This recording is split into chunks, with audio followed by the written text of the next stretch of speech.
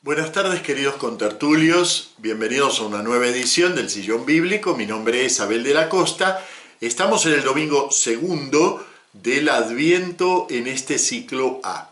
Y miren lo que pasa, no tenemos un sillón bíblico sobre este domingo segundo del ciclo A, porque hace 3 años, cuando hubiera correspondido, tocó justo, se combinó ese fin de semana con Inmaculada, y entonces dediqué el sillón a las lecturas de Inmaculada, no a las lecturas del domingo segundo de Adviento. Así que bueno, este va a ser nuestro primer contacto con esas lecturas desde la perspectiva en que lo leemos aquí en el sillón, ¿no? De todos modos, yo me voy a centrar más en la primera lectura, un bellísimo poema de Isaías que creo que vale la pena analizarlo. Ya hemos hecho la semana pasada un análisis poético de ese hermoso Isaías 2. Ahora me gustaría hacer un trabajo similar con este Isaías 11. Así que como eso lleva su tiempito, no voy a hablar de todo el conjunto de las lecturas. Vamos a dedicarle solo un poco a la figura de Juan el Bautista y a algunas cuestiones que me gustaría tratar en relación a él, y los remito al domingo segundo del ciclo B y al domingo segundo del ciclo C, o sea, hace 2 años y hace 1 año respectivamente. Porque, aunque no habla de estas lecturas, sí que hablan de la figura del Bautista. Bueno, muy bien. Vamos a ver un poquitito este poema de Isaías. Seguimos con el primer Isaías.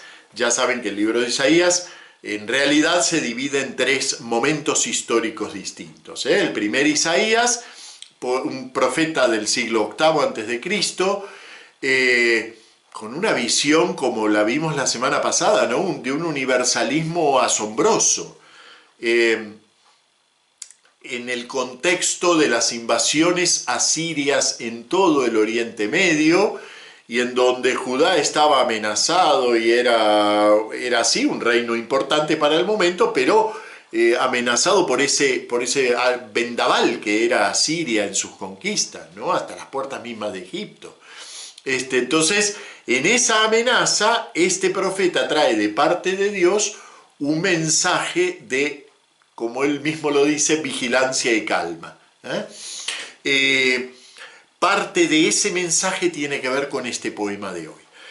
En segundo lugar, hay un Isaías, no conocemos su nombre, lo llamamos segundo Isaías, simplemente porque está en el mismo libro de Isaías, pero después, a partir del capítulo 40, un profeta que actúa 150 años más tarde. El deutero Isaías o segundo Isaías está en otra situación, está en la situación del destierro de Judá, y alienta, por medio de su libro llamado Libro de la Consolación de Israel, alienta a los desterrados para prometerles de parte de Dios una restauración que finalmente vendrá.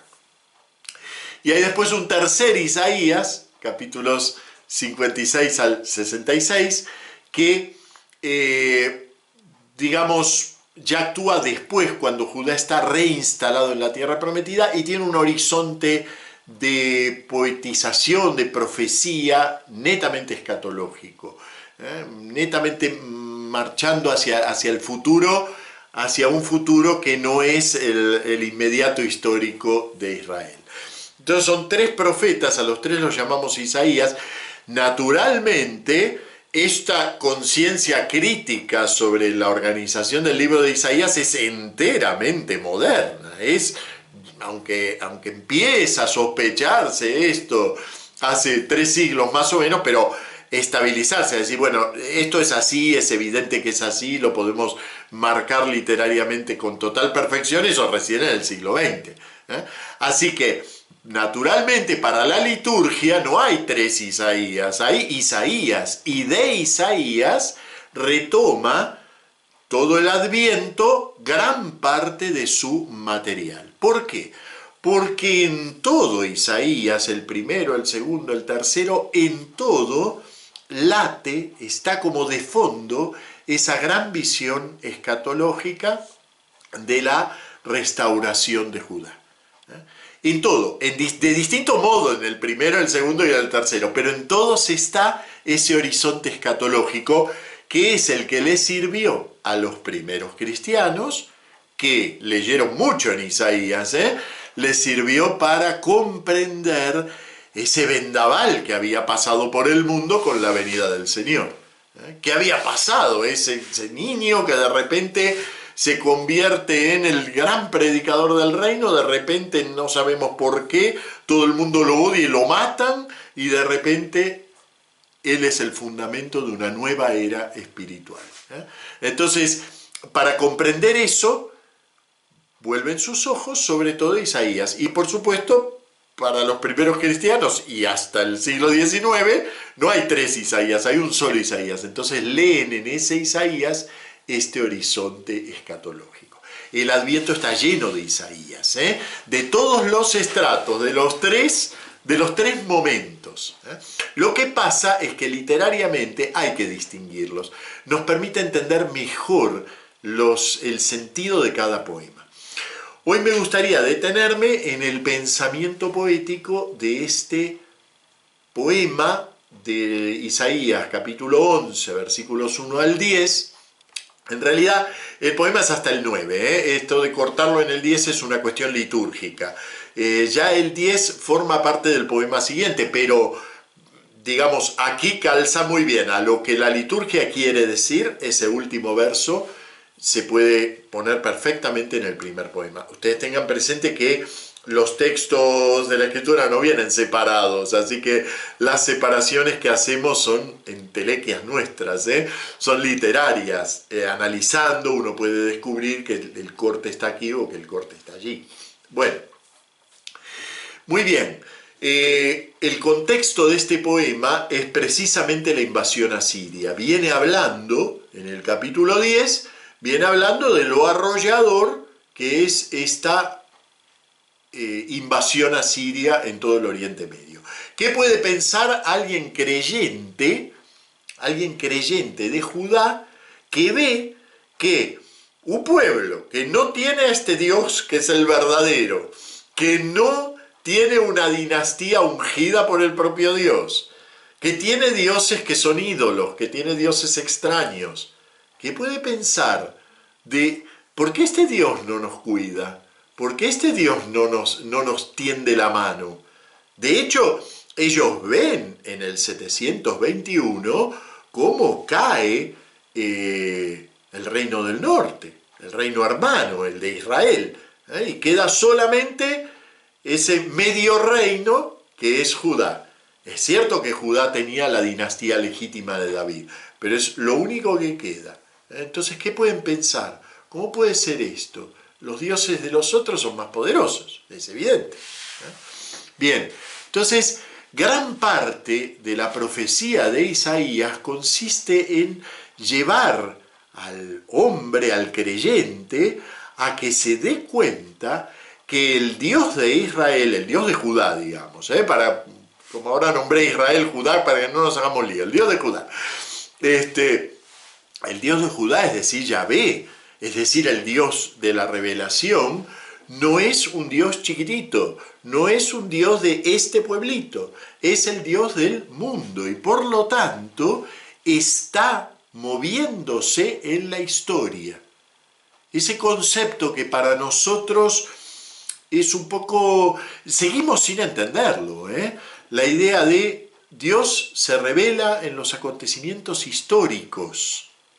Dios se revela en la historia.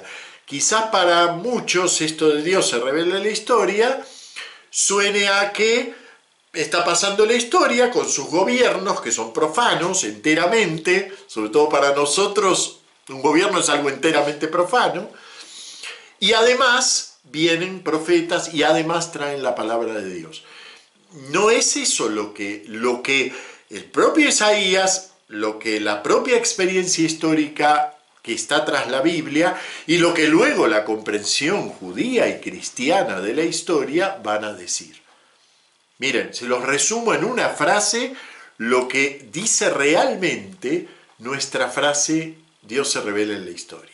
La estoy tomando de la Constitución Dei Verbum del Concilio Vaticano II, pero esto no es específico del concilio, esto es nuestra doctrina bíblica. Dice: el plan de la revelación se realiza por obras y palabras intrínsecamente ligadas. Las obras que Dios realiza en la historia de la salvación manifiestan y confirman, y ahí sigue hablando de las palabras. Se refiere, por supuesto, a la Biblia, ¿no? Pero ven, Dios actúa en la historia. Entonces, lo que ve con claridad Isaías es que Asiria no se mueve autónomamente, no responde a dioses que son falsos. En realidad, sin saberlo, Asiria es la vara del furor de Dios. Es decir, en ese momento, Asiria está llevando adelante algo que Dios quiere decirle al mundo. Y precisamente a través de esa fiereza de Asiria se está realizando un aspecto del plan de Dios sobre el mundo. Eso es el mensaje que le está llevando Isaías. Pero claro, ¿Asiria sabe algo de esto? No, nada. Asiria simplemente es un reino profano, como todos los reinos. ¿Sí? Como en este momento la guerra Ucrania-Rusia es también un acontecimiento que tiene una dimensión de revelación, pero lo que ocurre allí es enteramente profano, ¿sí? Bueno, aquí pasa lo mismo. Ahora bien, ¿dónde está la salida de esto? Es decir, Dios actúa y en este momento Dios está curando al mundo a través de Asiria. ¿Y dónde se ve la actuación de Dios? Y entonces ahí es donde Isaías penetra proféticamente en la realidad que lo rodea y ve que ese pequeño reinito, esa microdinastía llena de promesas como es la dinastía davídica, subsiste. En el medio del vendaval subsiste, y efectivamente va a subsistir, por lo menos 200 años más. Luego va a caer, pero con otro reino. Pero realmente Judá queda como una isla en medio de un Oriente Medio que Asiria no para de conquistar. Y entonces Isaías canta a la debilidad de esa dinastía que expresa la verdadera fuerza de Dios. Y uno de los poemas, porque esto es una doctrina de Isaías, así que esto lo canta muchas veces, pero uno de los poemas es Isaías 11, 1 al 10, en donde canta la perpetuación de esa fuerza de la dinastía de Judá, de esa fuerza débil de la dinastía de Judá, de David, a través del heredero real, un niño. Esa lectura mesiánica de este poema es ya judía, no es solo cristiana. Por supuesto, ¿qué les parece? Nosotros lo hemos leído desde una comprensión del mesianismo mucho más profunda a partir del nacimiento de Jesús. Entonces, ese niño del que habla aquí, que en principio es una imagen de debilidad, que es la debilidad de Dios en la historia. Parece que no está, parece que está ausente, pero mete su mano en el escondrijo de la serpiente, ¿no? A través de esa imagen de debilidad, nosotros hemos comprendido que eso alude, sin que Isaías lo sepa, a la propia encarnación de Dios, en ese niño que nacerá en el pesebre. Vamos a ver cómo se desarrolla eso en el pensamiento poético. Cuando yo digo pensamiento poético, y esto en general, no solo para ahora, cuando digo pensamiento poético, no me refiero a las ideas que el poeta tiene, porque las ideas son teológicas, o son políticas, o son lo que fuere, literarias, pero el pensamiento poético es el modo como el poeta concreta en imágenes esas ideas. ¿Cómo hace para expresar esas ideas? Y entonces el poema se divide en dos grandes momentos. El primero, bueno, no tenemos numeración de versículos lamentablemente en la liturgia, pero el primero va desde aquel día, una frase que como saben siempre tiene una resonancia escatológica, aquel día. Aquel día es mañana y es al fin de los tiempos. Bueno, desde aquel día hasta y la lealtad cinturón de sus caderas. Esa es la primera parte del poema. ¿En qué se distingue de la otra? Bueno, en que en esta está centrada en la figura del ungido. Entonces la primera parte, los 5 primeros versículos, se dedican a la figura del ungido. Y La segunda parte, que iría desde habitará el lobo con el cordero hasta como las aguas colman el mar, como les digo, la liturgia hace avanzar un versículo más el poema, está bien, no desentona, hasta será gloriosa su morada. Esa segunda parte ya habla de la obra de gobierno de este ungido, de cómo eso repercute en la creación de Dios. Entonces, podríamos decir la figura del ungido, la obra del ungido. Esas son las dos partes del poema. Vamos a la figura del ungido. Aquel día brotará un renuevo del tronco de Jesé. Bueno, es del tocón de Jesé, o sea, no es solo un tronco, porque un tronco puede estar ya florecido, pero esto es un tocón, es decir, es un tronco que parece que ha quedado mustio. Parece que ya no va a florecer. Entonces empieza muy fuerte el poema, porque está diciendo, eso que ustedes ven, es decir, esta es la última etapa de esta dinastía tan grande que se venía y en cuanto pase a Siria, se acabó la dinastía de Judá. Bien, aquel día brotará un renuevo del tocón de Jesé. La expresión Jesé, bueno, porque a David se lo llama hijo de Jesé, es un modo también humilde, ¿no?, de reconocer los orígenes pastoriles de David, ¿no? A pesar de la grandeza del rey, este rey nunca olvidó que era el hijo de Jesé, es decir, un muchacho, un pastor, que andaba atrás de sus rebaños, y de allí lo toma el Señor. Esa expresión es, casi les diría proverbial, el hijo de Jesé, porque la usa Saúl, pero en forma despectiva, para decir el hijo de Jesé, ¿no?, el hijo de ese pastor. Entonces, podríamos decir que la vertiente davídica la toma como una nota de orgullo. Sí, efectivamente, ese que no vale nada es el ungido por el Señor. Así que aquí es muy importante que en lugar de decir del tocón de David, que lo podría decir, diga del tocón de Jesé. Porque todo el poema marcha hacia la aparentemente sin valor de la figura del ungido.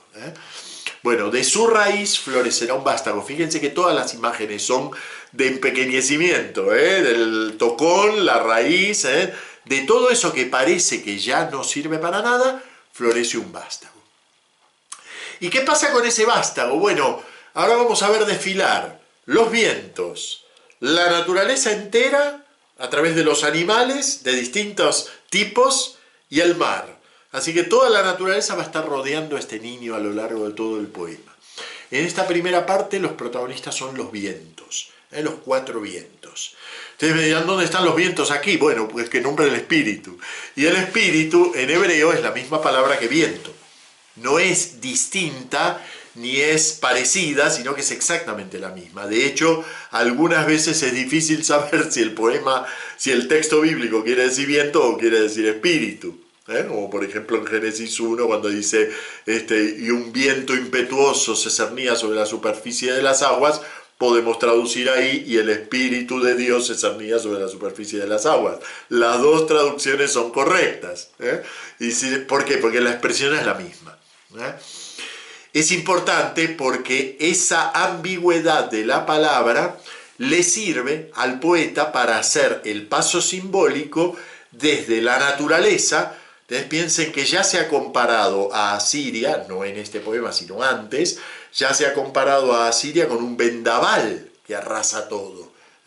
Entonces ahora ese vendaval se concentra sobre la figura del ungido, pero en vez de arrasarla, se posa sobre él y lo dota de todos los dones necesarios para su tarea de ungido. Entonces, 4 vientos. El Ruaj, ya ve, el espíritu del Señor o el viento de Dios. O el viento impetuoso, también la expresión quiere decir viento impetuoso. El viento de sabiduría y entendimiento, el viento de consejo y fortaleza, el viento de ciencia y temor del Señor. Fíjense que están de a pares. Primero se menciona genéricamente el viento impetuoso de Dios, o sea, su espíritu. En segundo lugar ya viene el primer par. Sabiduría y entendimiento son los dones propios del sabio. En la literatura sapiencial nos encontramos estas dos palabras como símbolo mismo del sabio. Sabiduría, entendimiento.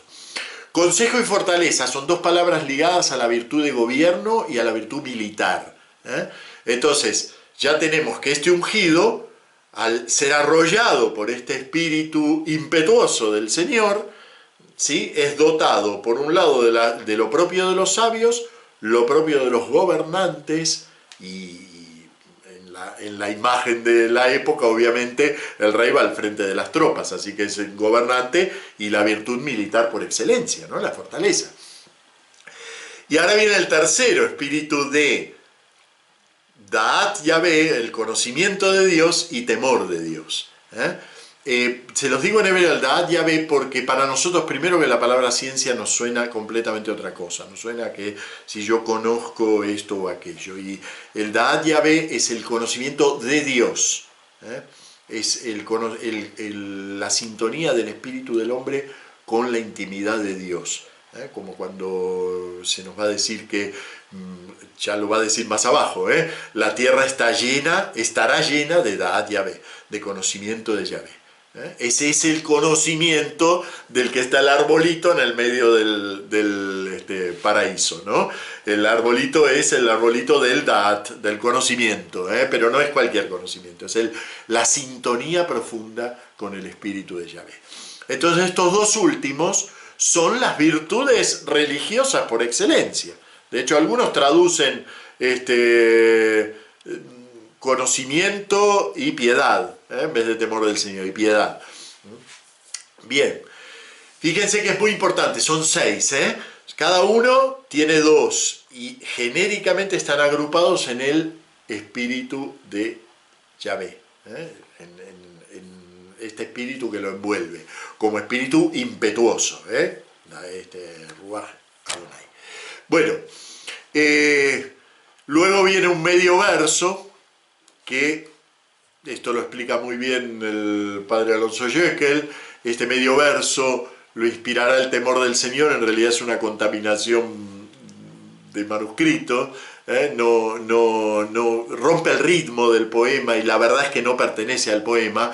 Pero ¿por qué se conserva? Bueno, porque esto pasó a la Biblia griega. En la Biblia griega vieron que decía 2 veces temor, y entonces una la cambiaron por piedad. Entonces quedó piedad y temor. Y entonces cuando vinieron en el medioevo, hicieron la traducción latina, leyeron aquí los 7 dones del Espíritu Santo. Por eso nosotros contamos 7, por ese medio verso que en realidad no corresponde al texto. Esto no quiere decir que el Espíritu Santo no tenga 7 dones, tiene muchísimos más. El propio Espíritu es el gran don de Dios. Así que hablar de 7, 6 o 2000 da exactamente lo mismo. No son 7 como si fueran 7 cosas diferentes. El espíritu septiforme es una forma de decir que Dios se brinda por completo. En el medievo les encantaba el número 7, tomándolo precisamente de la Biblia. Pero aquí no está esa imagen del espíritu septiforme, sino en este caso es un espíritu que se manifiesta en las 3 dimensiones del buen gobernante: su sabiduría, su fortaleza militar y su piedad. Son las 3 dimensiones del buen gobierno para la imagen que está tratando de mostrar. Ahora, todo eso no lo tiene por sí mismo, todo eso lo tiene por el viento arrollador de Dios que se posa sobre él. Porque si es por él, es semilla de un tocón. Sigue. No juzgará por apariencia ni sentenciará de oídas. Ya vemos cómo actúa esa sabiduría. Pero ahora viene el momento, yo les diría, el más bíblico de este cuadro del buen gobernante. Juzgará a los pobres con justicia, sentenciará con rectitud a los sencillos de la tierra. Pero golpeará golpeará al violento con la vara de su boca, y con el soplo de sus labios hará morir al malvado. La Biblia yo la podría resumir en el Magnificat de la Virgen, ¿no? Es decir, el Señor levanta del suelo al desvalido y humilla al soberbio. Esa es la gran tarea que asume Dios a lo largo de toda la historia bíblica: levantar del polvo al desvalido. Y por eso lo primero que nos manda Jesús es eso, porque si uno quiere ser de Dios tiene que hacer eso, tiene que levantar del polvo al desvalido. La palabra del Señor no se lleva bien, no con los tronos, porque con este trono sí se lleva bien, no se lleva bien con los tronos soberbios, con esos tronos no se lleva bien. Ahora, con el gobernante que hace su tarea llevado por ese espíritu arrollador del Señor, con ese sí se lleva bien. Bien, y ahora corona toda esta primera parte del poema con los dos valores fundamentales con los que se expresa la verdad de la presencia de Dios en el mundo, ¿no? La justicia será ceñidor de su cintura, la emuná, y aquí está traducido como lealtad, en otros lugares lo verán traducido como verdad, en otros lugares lo verán traducido por fidelidad, porque la verdad es que emuná no se puede traducir. La emuná, que es la misma palabra que nosotros usamos para terminar nuestras oraciones, amén, esa es la misma raíz, ¿no? Es el mismo verbo. La emuná es muchas cosas, es todo aquello que hace presente a Dios entre los hombres, su fidelidad, su lealtad, su verdad, así que según los contextos se traduce de un modo o del otro, ¿no? Lo que es interesante aquí es que estas dos características que son lo propio de Dios, Él es justo y es leal, es justo y es fiel, ¿sí? Nos lo dirá luego el Nuevo Testamento, ¿no? No puede decirse a sí mismo. Así que si le somos infieles, Él permanece fiel. No se puede decir a sí mismo. Bueno, esas dos características que son la intimidad del propio Dios han quedado plasmadas en su ungido. ¿Qué más se puede decir del ungido? Ya nada más. De ese tocón de Jesé, del que no podía brotar nada, resulta que nos sale uno que es el fiel reflejo de la verdad de Dios. Justicia y emuná, justicia y fidelidad. Bueno, termina la primera parte del poema, no se puede agregar nada a este ungido, ya lo tiene todo. Ahora viene cómo obra ese ungido. ¿Qué pasa cuando ese ungido está en medio de esta creación de Dios? Entonces, nos va a decir varias cosas. Primero, con una hermosa acumulación de imágenes. Habitará el lobo con el cordero. El leopardo se tumbará con el cabrito. Se dan cuenta que es un animal fiero, un animal doméstico. El leopardo con el cabrito. El ternero y el león pasarán juntos. Otra vez lo mismo, aunque estén invertidos, pero la idea es mostrar una naturaleza salvaje, una naturaleza cotidiana, humana, humanizada, domesticada, toda ella se convierte en vergel, en el paraíso. Y todo eso tiene que ver con el niño de pecho, un muchacho será su pastor. Se animan a poner a un muchacho a pastorear precisamente a un leopardo, a un lobo o a un león, no. Bueno, pues en los tiempos mesiánicos, o sea, no hace falta la fuerza de un gran guerrero, es el Espíritu del Señor el que le da la fuerza. Entonces un muchacho será su pastor. Aparte, esto evoca la idea de un David cuando empieza, que es un muchacho atrás de su rebaño. Bueno, repite prácticamente lo mismo en la siguiente estrofa y luego produce una fuga hacia una nueva imagen, pero primero repite esta imagen poética. La vaca pastará con el oso, las crías, la cría de la vaca, la cría del oso, se tumbarán juntas, ven que otra vez nos aparece el animal doméstico, el animal fiero, el león, como el buey, comerá paja. Y el niño de pecho, y ahí fuga hacia una imagen muy querida por la Escritura, que es la imagen de la serpiente, un animal que impone respeto. La figura de la serpiente siempre es una figura terrorífica, ¿sí? Incluso allá hasta en el Nuevo Testamento se usa como imagen de terror. Aplastarán serpientes, se dice al final del Evangelio de Marcos, ¿no? O el episodio de las serpientes de Pablo en Hechos de los Apóstoles. Es decir, la imagen es de por sí terrorífica, pero además tenemos el precedente del relato del paraíso, en donde la serpiente, ustedes piensen que la serpiente para el hombre antiguo era en realidad un símbolo de sabiduría. Entonces, en la imagen bíblica, la sabiduría de los hombres es demoníaca, porque no lleva al verdadero conocimiento de Dios. Entonces, la serpiente se transforma por ironía en una imagen negativa. ¿Se acuerdan la serpiente que Moisés levanta en el desierto? Es decir, tendrían que ver lo que es la imagen de la serpiente a lo largo de todo el Antiguo Testamento. Alguna vez haré un especial sobre la serpiente, que es muy linda imagen. Pero para entender por qué esto fuga hacia la serpiente, fíjense, nos ha mostrado un montón de animales rudos y un montón de animales domesticados, pero nos quedó uno. Este es como el indomesticable. Bueno, el niño de pecho retosa junto al escondrijo de la serpiente. Y el niño destetado extiende la mano hacia la madriguera. O sea, desde luego es un paralelismo, no son dos niños distintos, es el niño de pecho y el recién destetado, es la misma imagen, ¿no? O sea, habíamos pasado de un muchacho que estaba atrás de las ovejas y ahora resulta que es un niño de pecho, o sea, recién destetado. Más imagen de debilidad imposible, más imagen de fortaleza, meter la mano en el agujero de la serpiente, imposible. Y ahora viene el corolario, ya después de eso, que nos pasa como en la primera parte, ¿no? Después de eso, ¿qué se puede decir?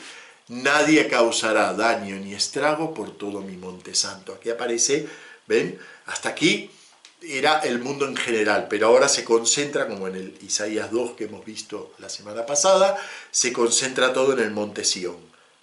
Es la imagen misma de la tierra de Dios. Nadie causará daño ni estrago por todo mi monte santo, porque el país estará lleno del Da'at Yahvé, del conocimiento de Yahvé.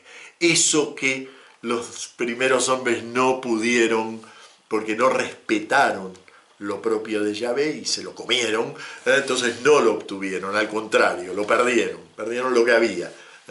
Bueno, ahora Dios regala ese Da'at Yahvé, regala ese conocimiento de Dios. Y entonces termina con la imagen más peligrosa de todas, como las aguas colman el mar.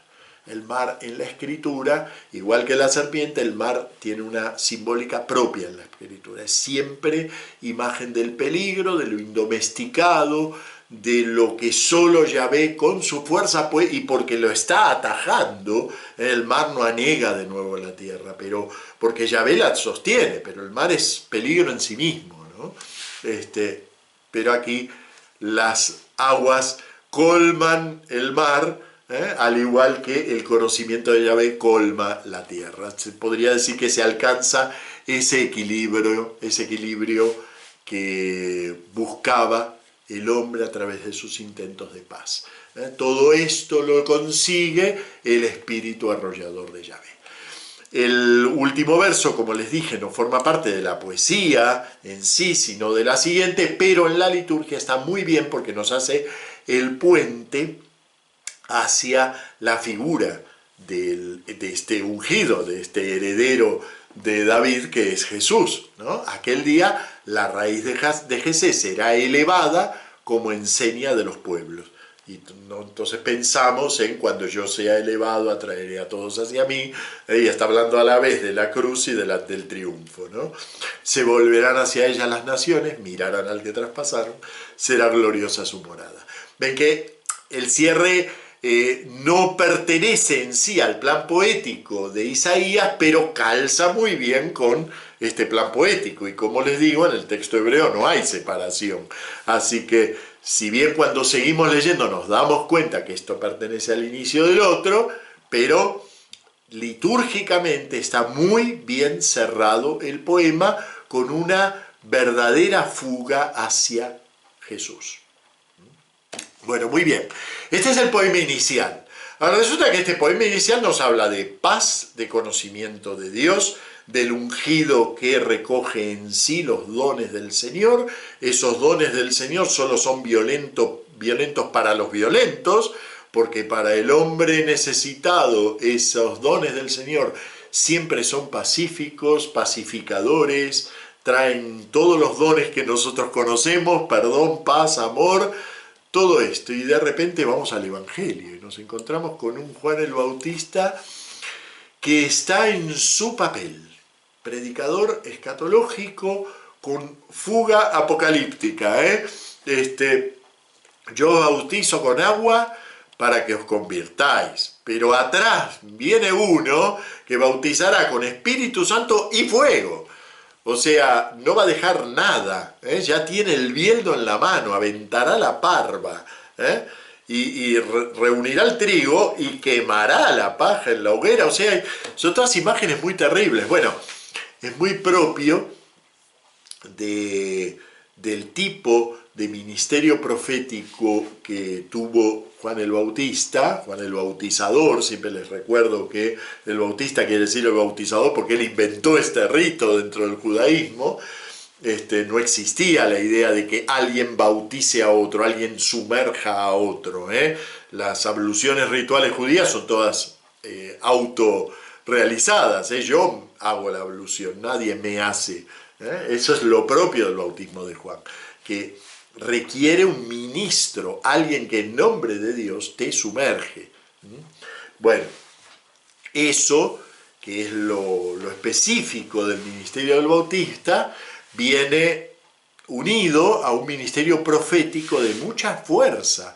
Tanta fuerza que siguió habiendo discípulos del Bautista cuando él ya había muerto, antes de que hubiera muerto Jesús, pero siguió habiendo discípulos del Bautista. ¿Por qué? Porque era un ministerio que proclamaba una venida del Señor en fuerza, poder, majestad, todo eso que vemos desplegado en el lenguaje, nosotros lo conocemos a través del lenguaje apocalíptico. Es un predicador escatológico, habla del cierre de la historia, pero ese predicador escatológico se concentra en imágenes muchas veces apocalípticas. Ese Juan el Bautista ve como ven los profetas, porque el profeta no ve una película del futuro, ve como ven los profetas que la historia está llegando a un punto de cambio radical. Él lo identifica con el eschaton, con el fin de todo. Y ese eschaton lo identifica con el Dios vengador e irascible que conoce a través de la predicación de los profetas anteriores, de gran parte de ellos. Por supuesto, Juan el Bautista no puede saber que ese que bautiza con Espíritu Santo y fuego no trae solo lo arrollador del Espíritu, sino también un nuevo fuego que ya no quema, sino que provoca, como vamos a ver en Pentecostés, provoca un nuevo nacimiento para la humanidad. Eso no lo puede saber Juan el Bautista.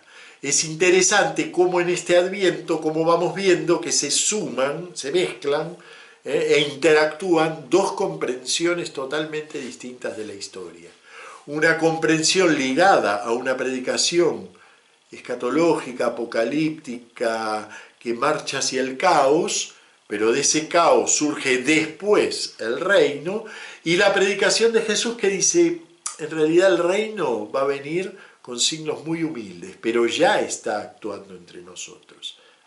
No es algo que va a venir después de ese caos, sino que tenemos que ajustar nuestra mirada, y el resto del Adviento nos va a ir ayudando a ajustar nuestra mirada para ver que esta predicación del Bautista es solo una parte. Solo habla de ese caos en medio del cual aparece la figura de Dios, pero no habla de cómo esa figura, que nosotros la vimos en el primer poema, aparece humildemente en la historia y sigue ocurriendo en la historia.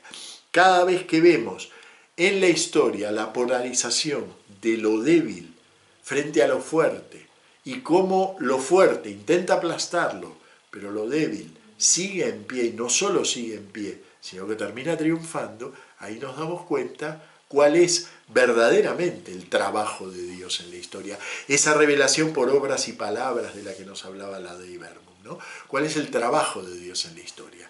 Juan el Bautista dice una parte, dice lo que corresponde a un segundo domingo de Adviento. La semana que viene, domingo tercero de Adviento, gaudete, alegraos, vamos a ver la otra cara de la historia, la manifestación de Dios ya no cuando termina el tiempo, sino ya desde ahora. Bueno, muy bien. Espero que les haya gustado este análisis poético. Creo que me fui un poco largo, pero no pasa nada. Nos vemos la semana que viene. Muchas gracias.